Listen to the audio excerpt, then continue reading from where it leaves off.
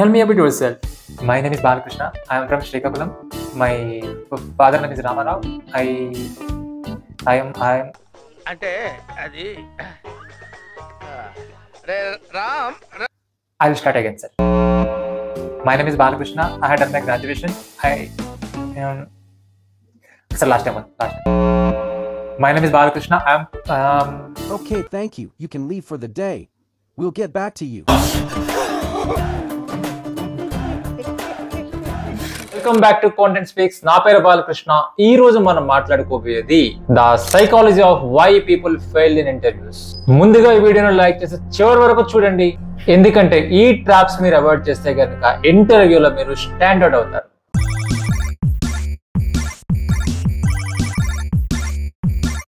నా career starting లో ఒక ఇంటర్వ్యూ వచ్చింది. ఇప్పుడైతే ఇంటర్వ్యూకి సంబంధించి లెక్కలైన వెబ్సైట్లు ఉన్నాయి. సో అప్పట్లో చాలా లిమిటెడ్ గా వెబ్సైట్స్ ఉండే, దానిలో ఇంటర్వ్యూ ఎలా ప్రిపేర్ అవ్వాలని సంబంధించి చాలా క్వశ్చన్స్ కి ఆన్సర్ అన్ని తెలుసుకొని ఒక బుక్ లో నోట్ చేసుకుని పెట్టుకున్నాను. బాగా ప్రిపేర్ అయ్యాను అనే దానికంటే బట్టి పెట్టానడమా కరెక్ట్ గా అవుతుంది. సో ఫైనల్ గా ఇంటర్వ్యూకి వెళ్ళాను. ఇంటర్వ్యూకి వెళ్ళిన తర్వాత ఫస్ట్ హెచ్ఆర్ ఒక క్వశ్చన్ అడిగాడు, ఏంటంటే tell me about your self అని. వెంటనే నేను రోబోట్ స్టైల్లో మొత్తం చింపు కొట్టేశాను, ఎందుకంటే అది నోట్బుక్ ఆన్సర్ ఇక్కడ వరకు బాగానే ఉంది. నెక్స్ట్ ఇంటర్వ్యూయర్ ఇలా అడిగాడు, tell me something which is not in your resume, అంటే రెజ్యూమ్ లో లేనిది ఏదైనా ఉంటే చెప్పు అని చెప్పి. అప్పుడే మన మొహం బ్లాంక్ అయిపోయింది. ఎవడో చచ్చిపోయినట్టు ఒక 2 నిమిషాల మౌనం. ఎందుకంటే నా బ్రెయిన్ లో ప్రిపేర్ అయిన స్క్రిప్ట్ మాత్రమే ఉంది. స్పాంటేనియస్ గా ఏ విధంగా ఆన్సర్ చేయాలనే దానికి ఎటువంటి క్లూ లేదు నాకు. సో ప్రిపరేషన్ అనేది చాలా ఇంపార్టెంట్, కానీ మనం చెప్పే ఆన్సర్స్ న్యాచురల్ గా ఫ్లో అవ్వాలి, కానీ ఏదో ఆర్టిఫిషియల్ గా పట్టేలా మాత్రం ఉండకూడదు. Second question, what is your strength and weakness. నాకు ఆన్సర్ తెలుసు, కానీ ప్రతి సెంటెన్స్ ముందు ఇంటర్వ్యూయర్ ఫేస్ చూసి నేను హెసిటేట్ అయ్యేవాడిని. నాలో నేను సార్ తప్పుగా అనుకుంటే అనే ఫీలింగ్ అనేది వచ్చేది. దానివల్ల హాఫ్ ఆన్సర్స్ మాత్రం బయటకు వచ్చాయి నోటి నుంచి. దీనివల్ల ఇంటర్వ్యూయర్కి నేను ఒక కాన్ఫిడెన్స్ లోపంలా కనిపించాను. ఇంటర్వ్యూ అనేది ఎగ్జామ్ కాదు, ఇద్దరి మధ్యన ఒక కన్వర్జేషన్. ఎటువంటి ఫియర్ లేకుండా క్లారిటీగా మూవ్ ఆన్ అవ్వాలి. Next question, do you know C language. నాకు వెరీ బేసిక్స్ మాత్రమే తెలుసు, ఎటువంటి కోడింగ్ నాలెడ్జ్ కూడా నాకు లేదు. అలాంటిది ఎస్ సార్ అని అన్నాను. దెన్ ఒక స్మాల్ కోడింగ్ టాస్క్ ఇచ్చాడు, చేయమని చెప్పాడు. అప్పుడు తెల్లమొహం వేసేసాను. మీకు గనక రాకపోతే క్లియర్ గా చెప్పండి, నేను బేసిక్స్ నేర్చుకున్నాను, ఇంకా కొంచెం నేర్చుకుంటూ ఉన్నాను అని చెప్పేసండి. ఇలా హానెస్టీగా ఉండడం వల్ల ఇంటర్వ్యూ దగ్గర మీ వాల్యూ అనేది పెరుగుతుంది.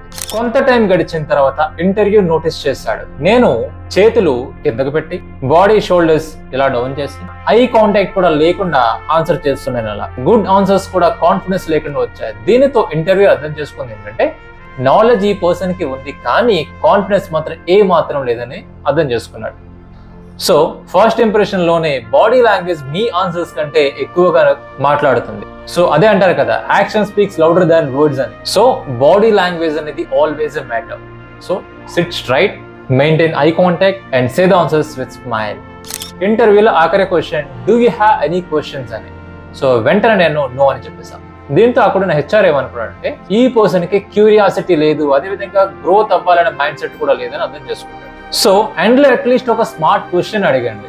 ఏం అడుగుతారు, నా ఇంటర్వ్యూకి ఫీడ్బ్యాక్ ఇస్తారా, లేదంటే ఎక్కడ ఇంప్రూవ్ చేసుకోవాల్సి ఉందా, లేదంటే నేను ఇన్కే జాబ్ లో జాయిన్ అయిన తర్వాత ఫస్ట్ ఫ్యూ మంత్స్ లో వాట్ కైండ్ ఆఫ్ స్కిల్స్ మీద ఫోకస్ అనేది చేయాలి. ఇలాంటి క్వశ్చన్స్ అడిగితే గనక మీరు కాన్ఫిడెంట్ గా, అదేవిధంగా చాలా క్యూరియాసిటీ గ్రోత్ మైండ్ సెట్ ఉన్నారని చెప్పి ఆ హెచ్ఆర్కి అర్థమవుతుంది.